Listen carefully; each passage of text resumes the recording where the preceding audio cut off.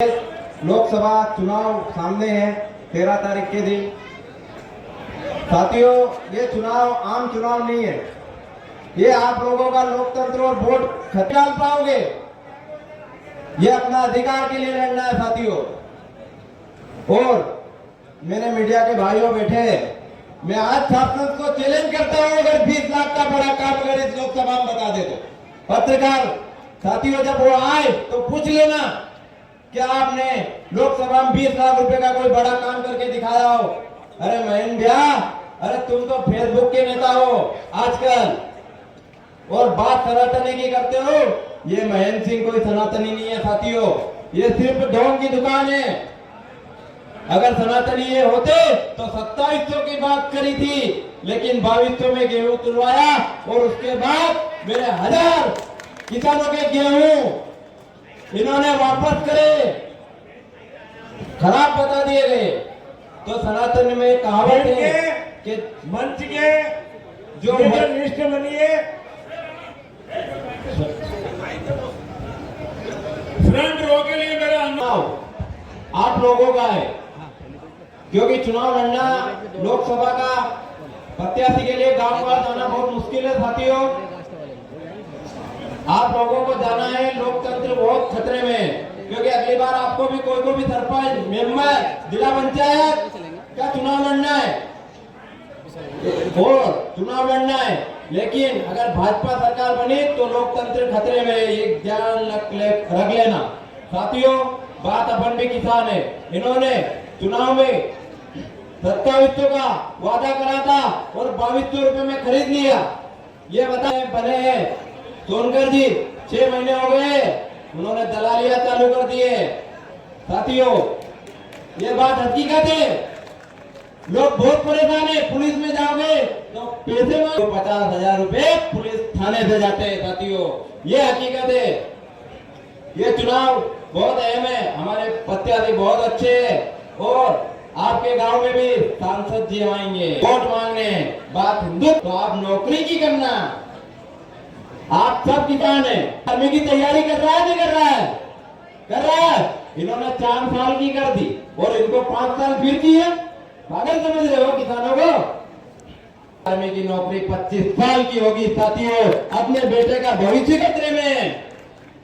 और हमारी माता महिलाएं भी बैठी है, ये भाजपा तो 1000 रुपए महीने डालती है, कांग्रेस की सरकार आई तो 8000 रुपए महीने डालेंगे। आपको घर घर जाके माता बहनों को समझाना है साथियों।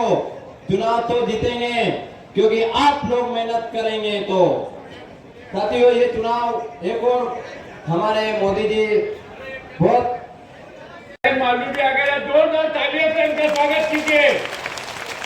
कांग्रेस पार्टी जोरदार लगाइए, कांग्रेस पार्टी।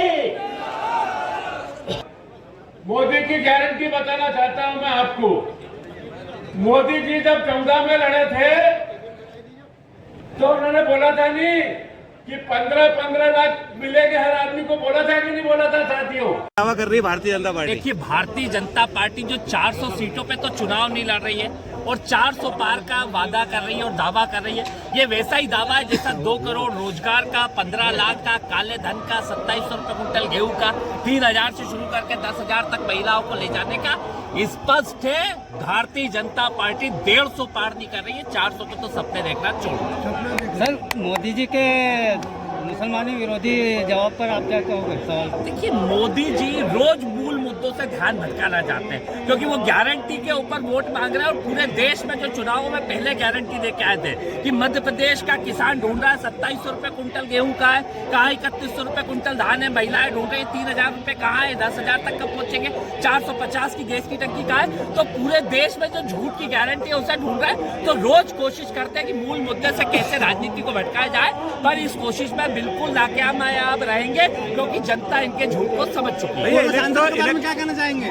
पूर्व सांसद महेंद्र सिंह सोलंकी के बारे में क्या कहना चाहेंगे? देखिए, जनता पूछ रही है कि ये कहाँ थे अभी तक। कि आप 5 साल रहे, कहाँ आपकी सांसद निधि गई, कहाँ आप क्षेत्र के अंदर दिखे, किसके सुख में, किसके दुख में, किस परिस्थितियों के अंदर वो कोरोना काल में आप कहाँ गायब बैठे थे।